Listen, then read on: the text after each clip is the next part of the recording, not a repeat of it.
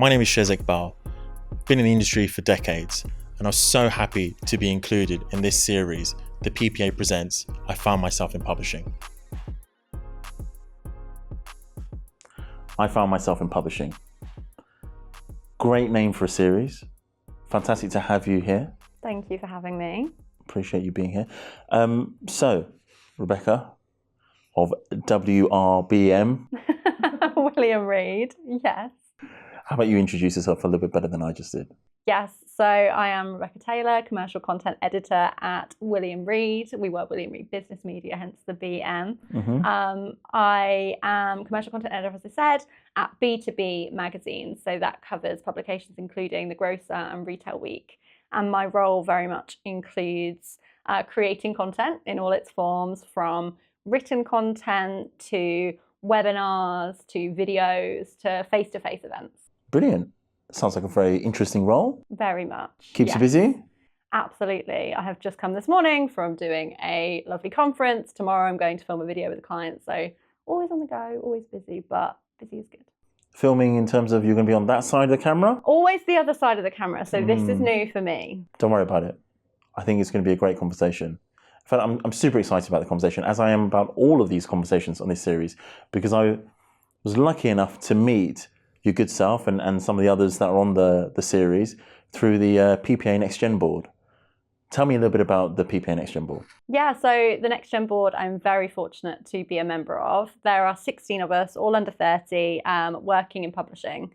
And we're there to kind of support in tandem the main PPA board on kind of the issues facing the sector, shaping the sector and the future of publishing. What sort of issues? Well, we've been looking at things from kind of sustainability to how is AI going to impact all of our workplaces in future, to kind of encouraging more young talent to come into the industry. A lot of conversation. What's the action been?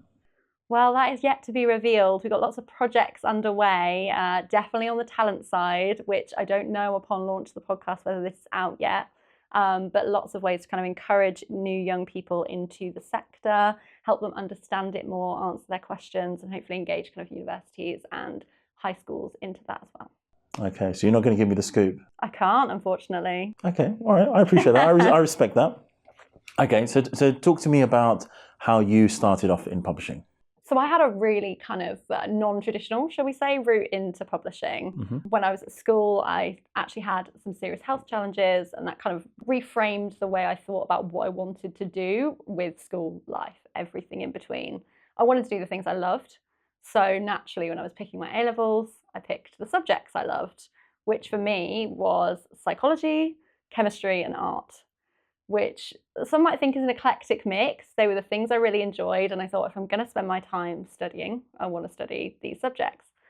So I went ahead with those, and there were some, very encouraging nudges, perhaps, from my school to say, if you want to go to university, do you want to maybe consider some subjects that naturally go together, more traditional fit?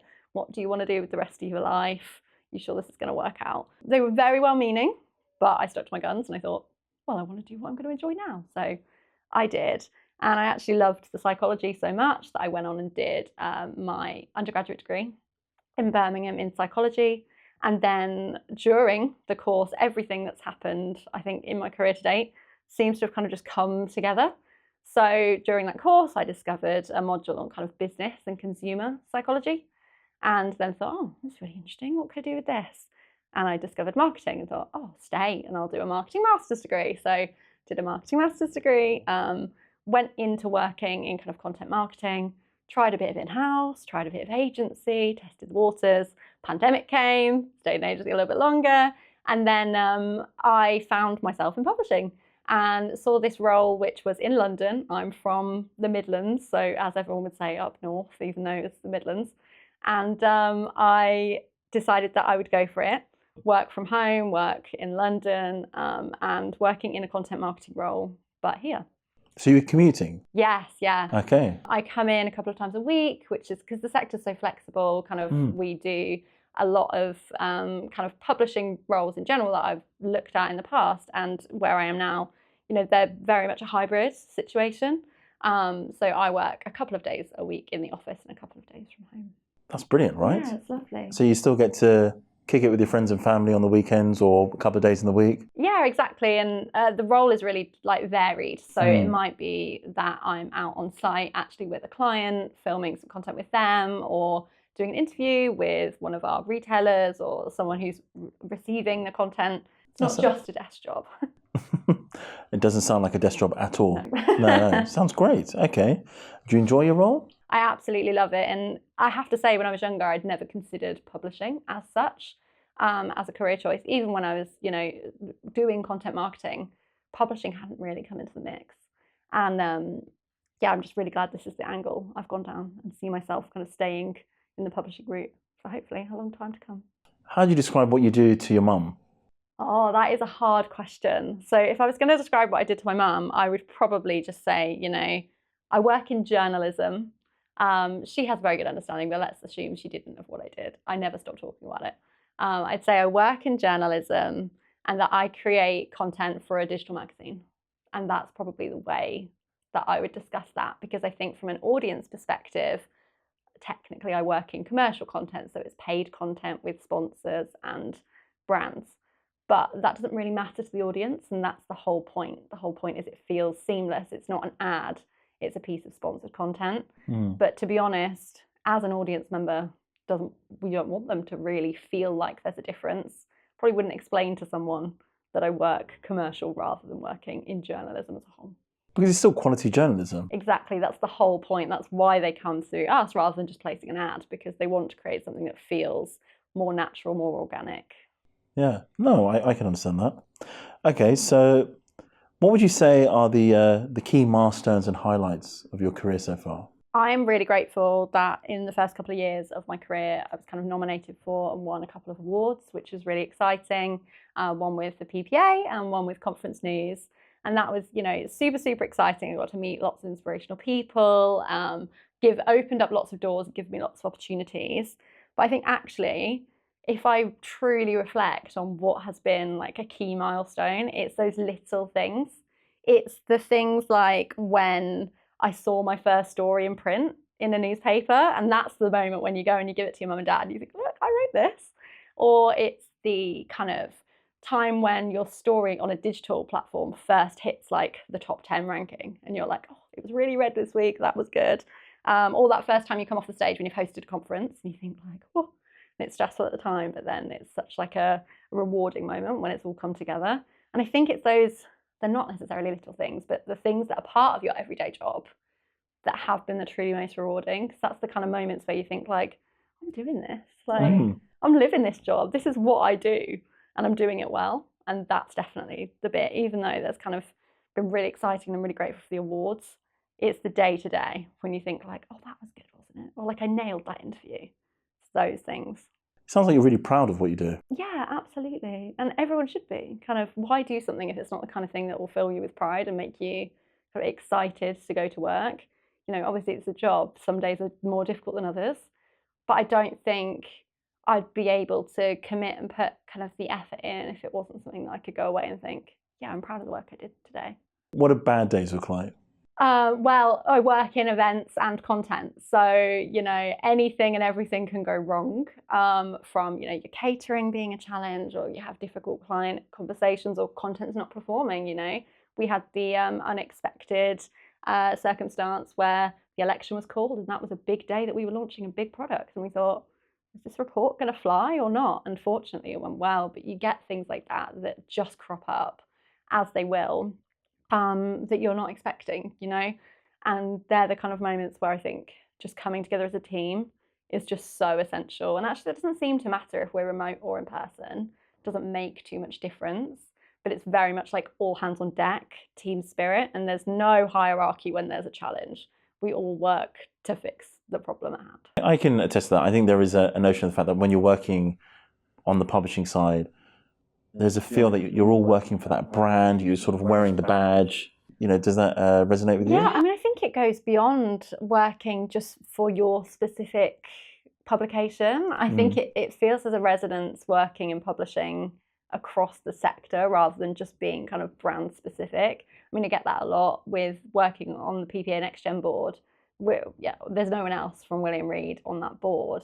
And I find that we all gel and work together really well, and it actually is more interesting in a way, because you get those insights and tidbits of information from other brands and think, oh, we could do it like that. Like, why haven't we been doing these things? And that's really useful. That's definitely been a fantastic evolution within the industry in terms of more people getting around the table and talking to each other from competitor publishing houses. Absolutely, and some of our benefit is, I mean, we're business to business, and a lot of kind of other brands that we're engaging with might be kind of direct to consumer, or even if they're business to business, they're in a totally different sector. They're not necessarily in retail and grocery. So there's no harm. We're not cannibalizing each other by sharing insight. It's just going to forward the industry. Yeah, no, I couldn't agree more. So, were there any challenges that you faced? And if so, how did you overcome them? I was actually, just before my GCSEs, great timing, diagnosed and treated for a brain tumour. So pretty serious. And that's left me with ongoing health challenges. I think the bigger challenge there is they're all kind of invisible. So invisible ongoing challenges, which means I've had to kind of advocate for myself for getting equal opportunities in the industry. Which obviously is an ongoing challenge. In publishing, fortunately, it's not necessarily been as difficult as other industries. But I worked closely with, fortunately, the brain tumour charity, which have really helped me to understand kind of what my rights are in employment, but also connecting me with a group of other people who have been through something similar. The charity is kind of one of the largest global leaders in research, both into actually the brain tumours themselves and how to treat them, but into kind of quality of life and all of these challenges that I've experienced when it comes to kind of education and workplaces.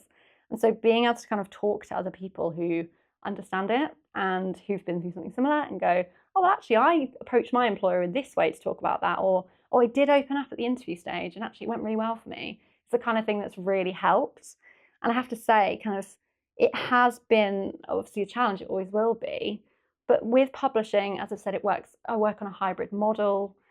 It's been a very accessible industry to enter, and the barriers to entry seem to have been less of a challenge than potentially when I was just working in marketing on its own.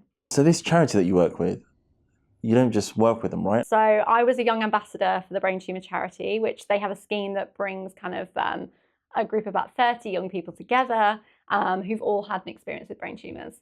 I was one of their young ambassadors, and then I did the 2-year scheme, and now I'm a young ambassador champion. Wow. So I support the next group of young ambassadors. And because I can't get enough of being with the charity, I'm also what they call an involvement champion, which is considered the adult version of young ambassadors. So we do all sorts of work, from kind of taking research that researchers have been doing and reading how they want to present it to the general public to see if it makes sense and isn't too complicated, to going out and obviously fundraising and lots of bits and pieces behind the scenes. That's amazing. And are you able to translate some of that work into your daily work, into William Reed? It's made me think differently about how I approach content, because I've had a lot of training now on kind of accessibility and how people want to receive information. And it's something we have to be so careful about at the charity, everything being very highly accessible. It's definitely something that I've brought over to kind of my working life to think, but actually, is this the best way we can present this? What about this? I mean, a big challenge with sustainability, for example, is going paper-free. And actually going paper-free is inaccessible for a lot of people.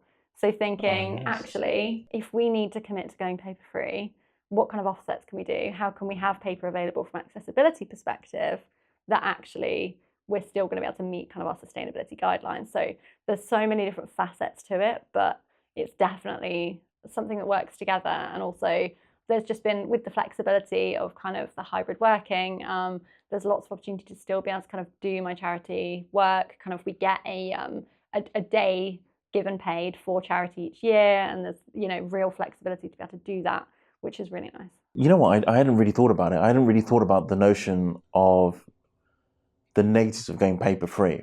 And it's only when you think about it through that lens that you realise that you can tick one box and you're almost unticking another box. It is really difficult. You know, it's the same when you're thinking, right, so we want to pick a venue for an event, and this venue is the most sustainable. But then you have to think, but is this venue equally accessible? And so there's lots of obviously different boxes you're trying to tick. And it's normally finding a compromise, but it's finding the right compromise or the right kind of solution that will work in different ways. But it's the challenge that you're facing at the moment, and you're working on it, right? You're Yeah, championing absolutely. I mean, it's a challenge that the sector is facing, and it's probably not going to stop. But it's definitely something we're driving to change. What makes publishing a great industry to work in? I mean, I think what makes publishing great to work in is the people. Hmm. Whether it's the people that you are working with directly, or it's the people that you're writing about and creating content about that are doing exciting things that you get to go out and meet and report on and kind of create this content around. It's the driving force of everything we do. It is a very social industry.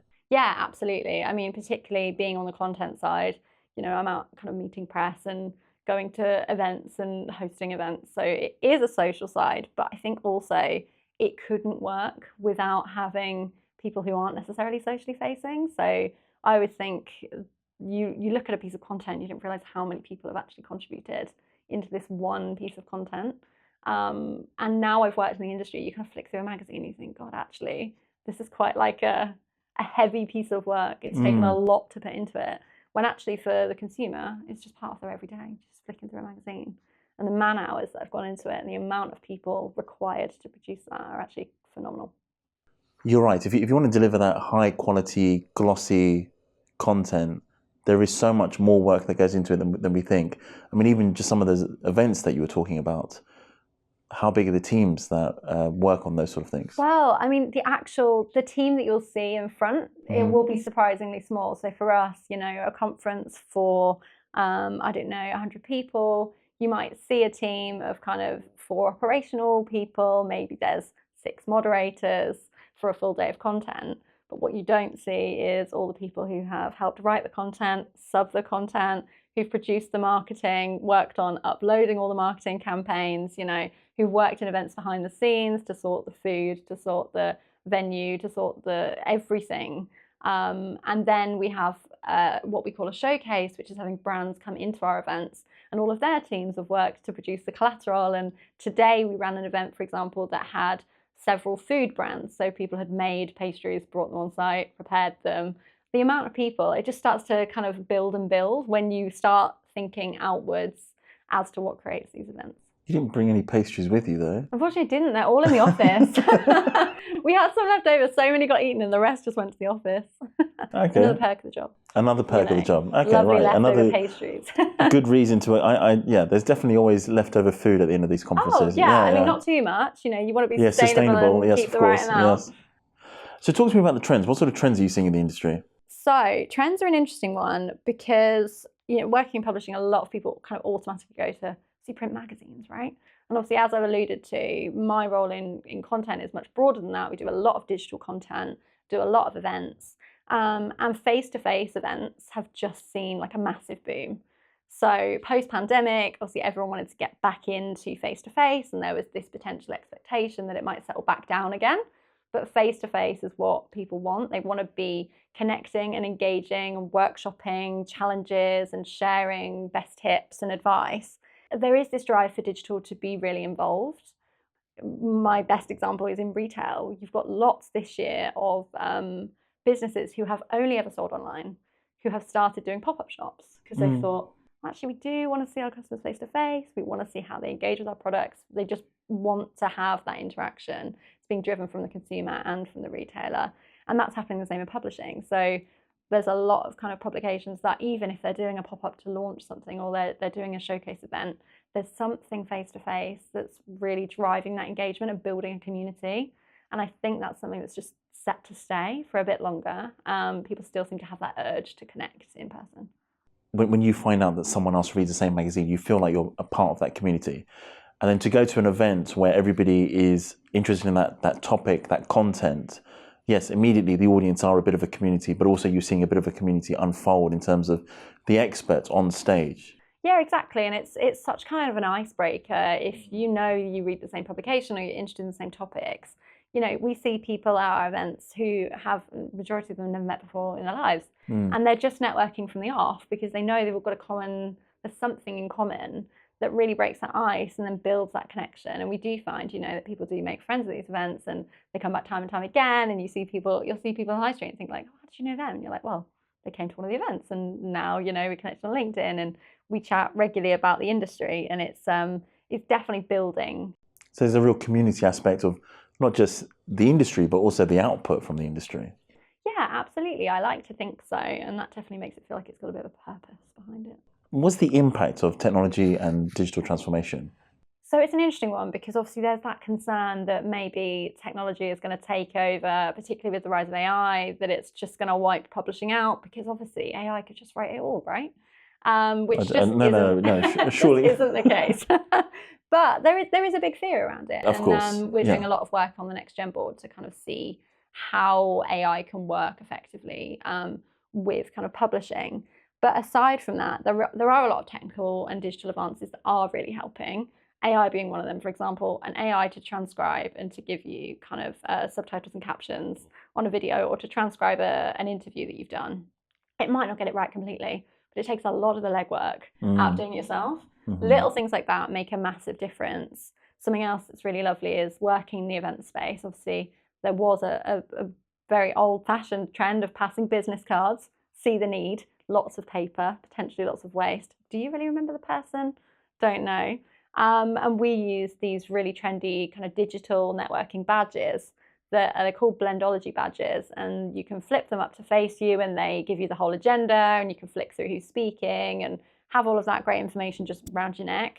But also, if you literally tap badges, which is quite an icebreaker in itself, it flashes green and buzzes, you directly get contact info.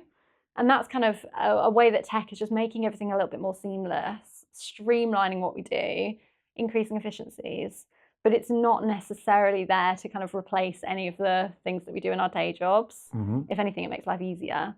So these are just lanyards then? Just lanyards, but they're digital. So this sounds so cool. Yeah, they're so cool. Yeah. And they really they do break the ice. You think something as simple as a lanyard wouldn't break the ice, but because you have to tap, when you go up to someone and you're chatting, and you think, oh, can we tap badges? It really is a nice way. And then you get kind of the download of all of your data of who you tapped with. It's all kind of timestamped, so you can think, what was I watching then when I spoke to that person? You think, oh, I'll just have a look. And you know exactly who it was. So I find it's a much quicker way to kind of actually engage with people and remember who you've networked with and why. That's super smart. I hadn't heard of that one. That's a new one for me. Okay, brilliant. And there's no fear that all these conferences are going to go online? We're all going to be trapped behind Zoom? I mean, we still have a place for our digital content. So we still create kind of, like virtual webinars, and we still create virtual events. I think they have their place because, for one, they are very accessible. There's no travel required, which again, from a sustainability perspective, arguably, is it better? Is it worse? We don't know. But I think we are set to stay as a bit of a hybrid model. We're going to need that face-to-face time, as well as having kind of those digital elements to it. I think you're right. There is a time and place that, of course, I appreciate the ability to watch a conference in another country, for example. Absolutely. So yes, absolutely makes sense.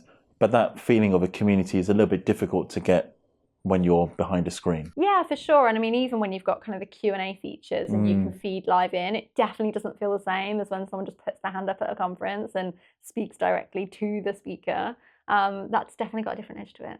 What are your thoughts on the future of publishing? I have a lot of hope for the future of publishing, because publishing is built on connection. It's not something that's set to go away. People naturally want to build connections. They want to engage in these topics. Fortunately, I mean, working in special interest media, everything that people are reading about in our magazines are their passions. They're things that they genuinely care about. And so kind of the future of the industry is a good one, a very bright one. I think the ways that we engage in publishing, the ways that we create publishing, are all set to kind of evolve and grow and change as digital comes on leaps and bounds. But I think in general, it's going in the right direction.